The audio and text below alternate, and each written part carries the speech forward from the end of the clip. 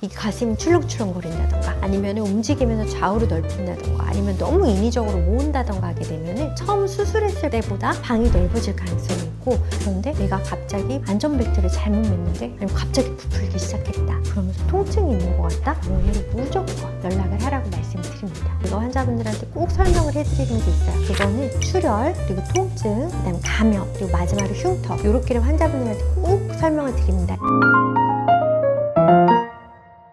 안녕하세요. 성형외과 전문의 의학박사 아틀리에 성형외과 원장 고주영입니다.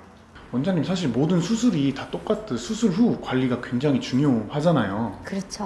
혹시 가슴 성형은 조심해야 되는 그런 것들이 있나요? 네, 우리가 가슴 성형과 다른 수술과의 차이점을 생각하면 가슴 수술도 참 여러 가지가 있지만 오늘 말씀드리려는 건 이제 가슴 확대에 한해서 말씀을 드리려고 하는 건데요. 가슴 확대 같은 경우에 다른 수술과의 가장 큰 차이점은 뭘까요? 이물질이 들어갑니다. 그렇죠. 보형물이 들어가는 수술이죠. 다른 수술들에 비해서 제법 큰 보형물이 들어가는 수술이고 꼭 지켜줘야 되는 몇 가지 수술 후 주의사항들이 있습니다. 기본적으로 우리 환자분들 수술하시고 나면 원장님 저 팔은 올려도 될까요? 머리는 감아도 될까요? 이런 거 많이 물어보세요. 언제부터 무거운 걸 들 수 있을까요? 이제 직업에 관한 부분들인데요. 근데 실제로 요즘 하는 수술들은 굉장히 정교해졌고 예전에 비해서 특히나 정확하게 박리를 하고 보형물의 정확한 사이즈를 맞추기 때문에 옛날보다는 수술하고 나서 바로 할 수 있는 것들이 많아졌습니다.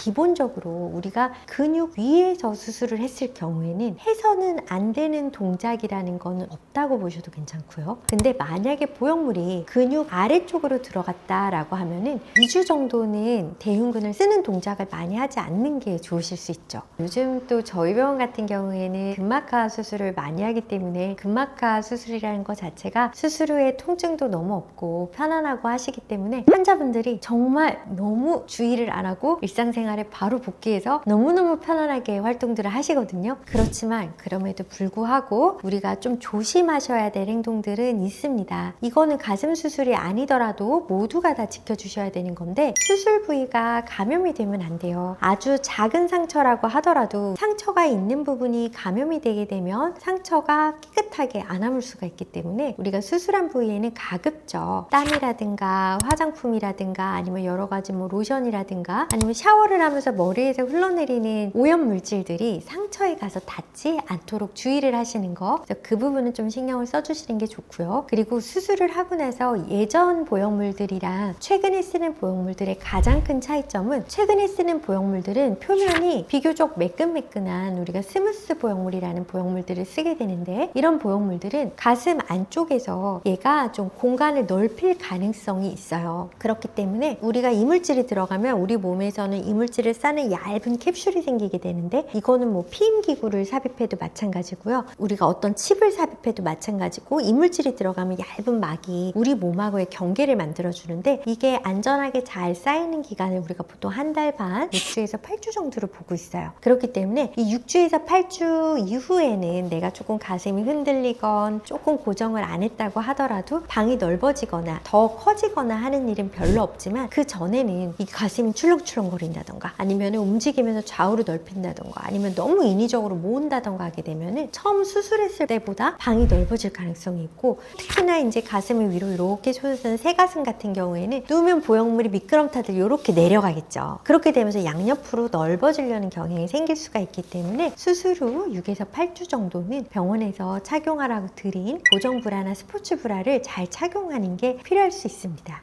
그리고 이제 우리 환자분들께서, 제가 아까 전에는 또 너무 일상생활에 바로 돌아가신다고 제가 뭐라고 한다고 했잖아요. 근데 또 어떤 분들은 수술을 하고 나면은 너무 꼼짝도 안 하시는 분들이 있어요. 나는 큰 수술 받았으니까 정말 손 하나 깜짝하지 말아야지 하시는 분들이 있는데, 실제로 그럴 필요는 전혀 없으시고요. 오히려 수술하고 나서 바로 걷고 산책을 하고 그리고 하체 운동을 하고 이런 정도는 오히려 순환을 더 원활하게 해서 회복을 도와줄 수 있기 때문에, 일상생활을 하시는 거에 있어서 우리가 보정 속옷을 잘 착용하고 바른 자세를 잘 한 상태에서 가슴이 흔들리지 않을 정도의 움직임을 갖는 것은 매우 회복에 도움될 수 있습니다.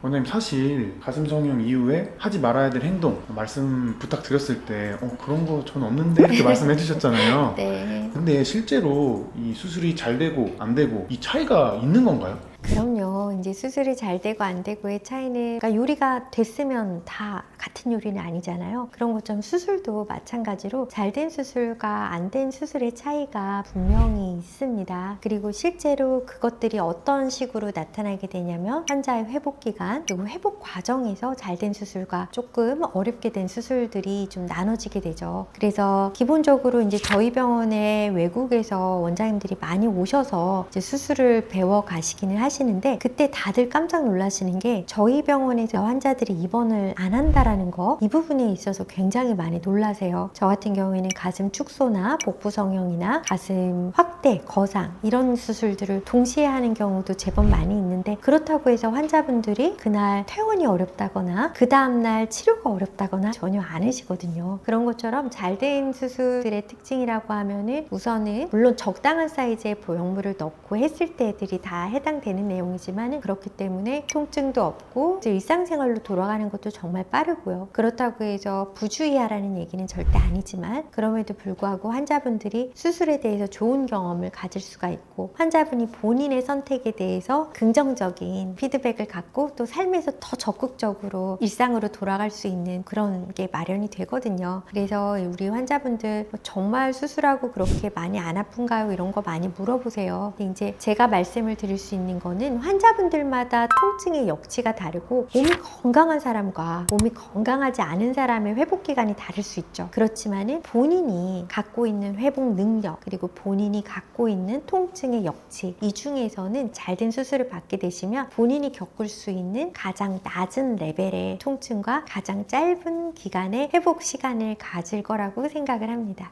근데 그러면 그 가슴 성형 이후에 이 증상이 나타나면 꼭 병원에 와야 된다 하는 것도 혹시 있나요? 실제로 그런 경우가 정말 드물지만, 요만큼 비어도 우리 요만큼 꼬맨다고 하더라도 우리가 환자분들한테 꼭 설명을 해드리는 게 있어요. 칼이 들어가는 모든 수술에서 설명을 하는 건데, 그거는 출혈 그리고 통증, 그 다음 감염, 그리고 마지막으로 흉터, 요렇게를 환자분들한테 꼭 설명을 드립니다. 이 네 가지가 흔한 합병증은 아니지만 어떤 경우에도 생길 수는 있는, 가능성이 있는 부분이기 때문에, 특히나 가슴 수술을 한 경우에 있어서 저희가 환자들한테 설명을 드릴 때는 한쪽만 갑자기 커진다던가 한쪽에서만 갑자기 통증이 발생을 한다던가, 양쪽이 동시에 그럴 가능성은 정말 드물거든요. 그런데 내가 갑자기 안전벨트를 잘못 맸는데 한쪽이 아프기 시작했다, 아니면 갑자기 부풀기 시작했다, 그러면서 통증이 있는 것 같다, 없던 통증이 생기는 것 같다, 이러면은 병원으로 무조건 연락을 하라고 말씀을 드립니다. 왜 그러냐면은 지연성 출혈이라는 게 있을 수 있어요. 수술 중에는 다 잡혀 있어서 피가 하나도 안 나는 것처럼 보였지만은 어떤 혈관이 중간에 열린다던가 쓸리면서 살짝 피가 난다던가 하는 경우들이 바깥으로 보일 수가 있거든요. 그래서 없던 통증이나 한쪽에 비대칭으로 생기는 붓기라든가 이런 부분들은 병원에 와서 해결을 해야 되는 응급사인이 될 수 있어요.